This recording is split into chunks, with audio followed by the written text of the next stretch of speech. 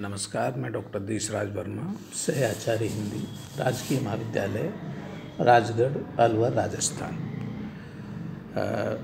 हम पिछली कक्षा में महाकवि सूर के विनय के पदों का अध्ययन कर रहे थे। इसी क्रम में आज हम सूर के जो शेष विनय के पद हैं उनका अध्ययन कर रहे हैं। सूर अपने मन को प्रबोधन देते हुए कहते हैं, समझाते हैं कि छाड़े मन हर विमुखन को संग, कि हे मेरे मन, तो जो हरि विमुख लोग हैं, भगवान के विपरीत चलने वाले कुबुद्धि वाले लोग हैं, उनकी संगत का परित्याग कर दे। क्योंकि हरि विमुख लोग की संगति करने से तो निश्चित रूप से हरि से दूर होगा और कुबुद्धि तेरे अंदर पनपेगी। ये अपने मन को प्रबोधन देना है, मन को समझाने का कार्य सूर करते हैं। जिनके संग को मति उपजत है, परत भजन में भंग। जिन हरि विमुख लोगों के साथ में रहने से कुमति उपजती है, दुर्बुद्धि उपजती है और परत भजन में भंग। ऐसे लोगों के साथ रहने से अगर भजन में व्यवधान उत्पन्न होता है, बाधा उपस्थित होती है, तो ऐसे हरि विमुख लोगों का परित्याग तुझे कर देना चाहिए, ऐसे लोगों की संगति को छोड़ देना चाहिए। क्योंकि सूर भक्त हैं और भक्त के लिए भक्ति और भजन ही सबसे बड़ा जीवन मूल्य होता है। कहा होत पै पान कराए, विष नहीं तजत भुजंग। सूर कहते हैं कि जिस तरह से व्यक्ति की मूल प्रकृति में बदलाव नहीं आता, इसी तरह से दुष्ट प्रकृति के व्यक्ति से जितनी दूरी बनाए उतना ही अच्छा है। क्योंकि कहा हो तो पै पाए पान कराए, पै कहते हैं दुग्ध पान। आप दुष्ट व्यक्ति वो कहते हैं कि दुष्ट व्यक्ति को कितना भी समझाएं, उसके स्वभाव में परिवर्तन होने वाला नहीं है। इसको एक दृष्टांत के माध्यम से वो समझाते हैं कि आप भुजंग कहते हैं सर्प को, सांप को कितना भी दूध पिलाएं, लेकिन उसकी जो विष ग्रंथि है, उसके जो डसने की प्रवृत्ति है, उसमें कोई फर्क नहीं पड़ता। वो अपना विष का परित्याग, विष को नहीं त्याग सकता, क्योंकि वो उसकी मूल प्रकृति है। इसी तरह दुष्ट व्यक्ति को आप कितना भी प्रबोधन दें, समझाएं, वह समझने वाला नहीं है। अच्छा यही है कि हम ही उस व्यक्ति की संगत को छोड़ दें। कागही कहा कपूर चुगाए, स्वान नहाए गंग। अब विभिन्न दृष्टांतों के माध्यम से सूर उसी बात को विस्तार देते हैं कि वो कहते हैं कि आप कौवे को, काग को कितना भी कपूर चुगाए, लेकिन उसका, कौवे का काला रंग सफ़ेद नहीं होता है और उसकी जो कड़वी और कर्कश वाणी है उसमें मिठास नहीं आ सकता, क्योंकि वो उसकी मूल प्रकृति है। स्वान नहाए गंग। कुत्ते को आप कितने भी गंगा में स्नान करवा दीजिए, लेकिन उसकी मूल प्रकृति में अंतर आने वाला नहीं है। खर को कहा अर्गजा लेपन। खर माने होता है गधा, अर्गजा कहते हैं चंदन। गधे के ऊपर आप कितना भी चंदन लगा दीजिए, लेकिन वो फिर वही जाकर मिट्टी में लेटने का, किलोल करने का कार्य करेगा। मरकट भूषण अंग। मरकट कहते हैं बंदर को। बंदर के शरीर पर आप कितने भी आभूषण पहना दीजिए, लेकिन उसकी चंचल और नटखट प्रवृत्ति कारण उन आभूषणों के महत्व को नहीं समझेगा और उन आभूषणों को तोड़ करके फेंक देगा। गज को कहा सरित अनवाए, बहुरी धरे वह ढंग।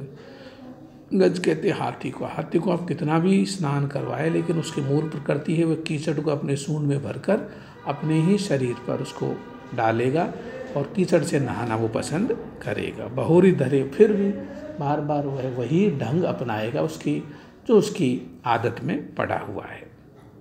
पाहन पतित बान नहीं बेधत, रीतो करत निशन। सूर कहते हैं कि पतित व्यक्ति उस बाण की तरह है, या कहें कि पतित व्यक्ति को प्रबोधन देना पत्थर में बाण चलाने के समान। पत्थर में आप, पाहन कहते हैं पत्थर को, कितने भी आप उस पर आप बाण चलाएं, तीर चलाएं, लेकिन वह तीर उस पत्थर को बेध नहीं सकता। इसी तरह से दुष्ट और खल प्रकृति का व्यक्ति है, उसको आप कितना भी प्रबोधन दें, उसको समझाएं, लेकिन उसकी मूल प्रकृति, उसके स्वभाव में परिवर्तन होने वाला नहीं है।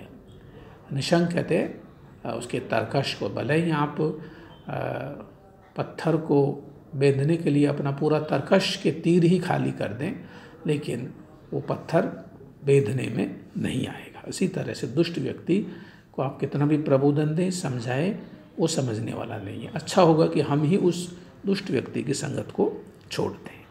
सूरदास कारी कामरी पे चढ़त न दूजो रंग। सूर कहते हैं कि जिस तरह से काली कमली पर, काले कंबल पर दूसरा रंग नहीं चढ़ता, काले रंग पर दूसरा रंग नहीं चढ़ता, इसी तरह आप दुष्ट प्रकृति के व्यक्ति, हरि विमुख प्रकृति का जो व्यक्ति, उसको कितना भी प्रबोधन दें, वह अपनी दुष्टता को, अपनी हरि विमुखता और अपनी कुबुद्धि को छोड़ने वाला नहीं है।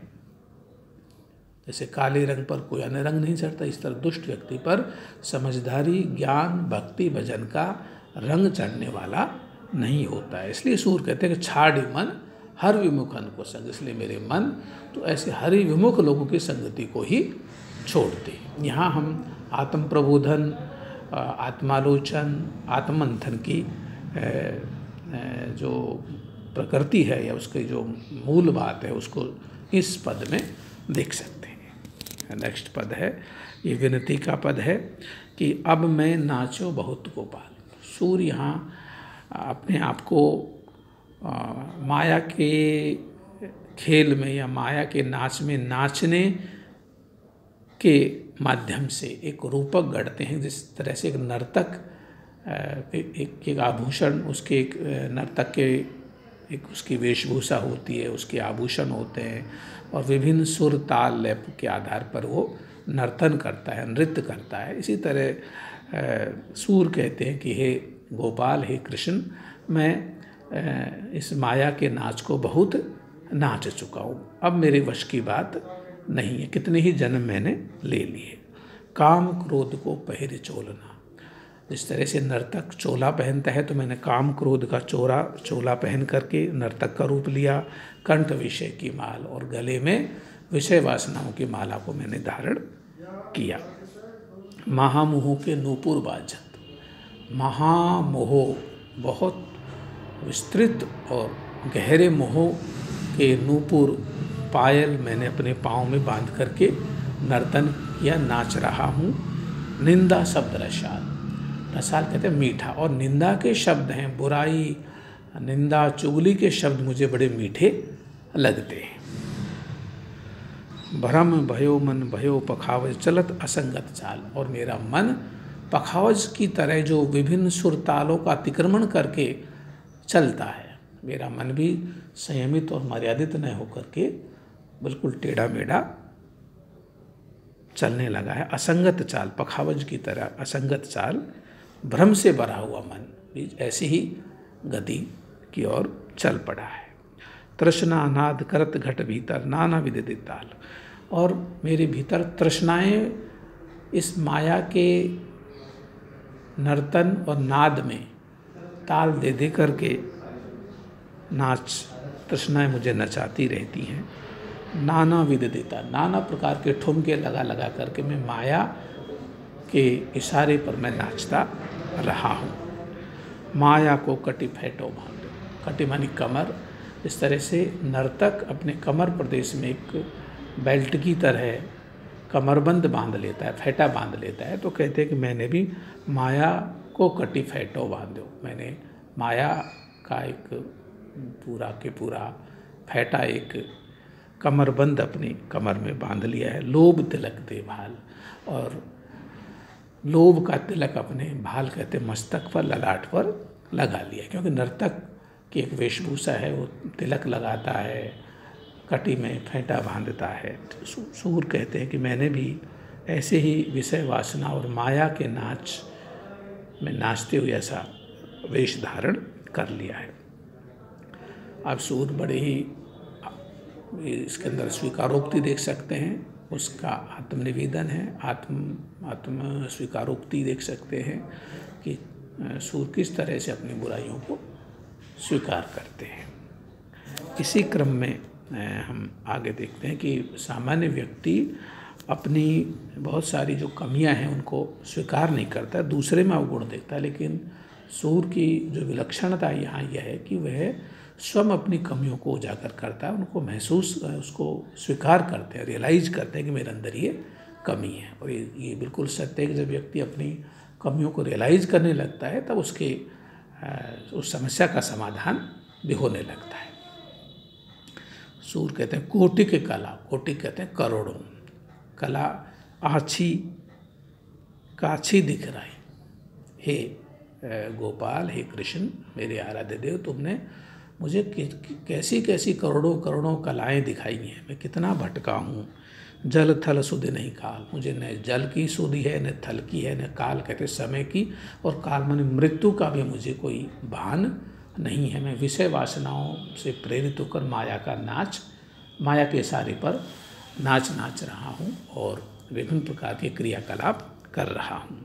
सूरदास की सबे अविद्या दूर करो नंदलाल। यहाँ एक निवेदन है, एक विनय का भाव है कि हे नंदलाल, हे कृष्ण, आप सामर्थ्यवान हैं, समर्थ हैं, आप मेरी सभी अविद्या को दूर करें, क्योंकि अविद्या ही मुझे आपसे दूर करती है। भगवान से अविद्या भगवान से दूर करती है और विद्या माया भगवान के नज़दीक लाने का काम करती है। तो हम यहाँ पर पुष्टि मार्गी भक्ति का अनुरूप भक्ति, माया दो प्रकार की मानी गई है, विद्या माया और अविद्या माया।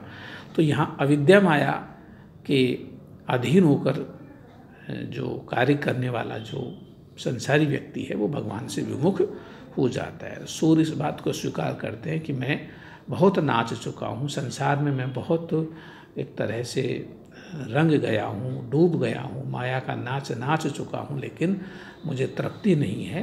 हे भगवान कृष्ण, अभी आप ही मेरा उद्धार कर सकते हैं। धन्यवाद।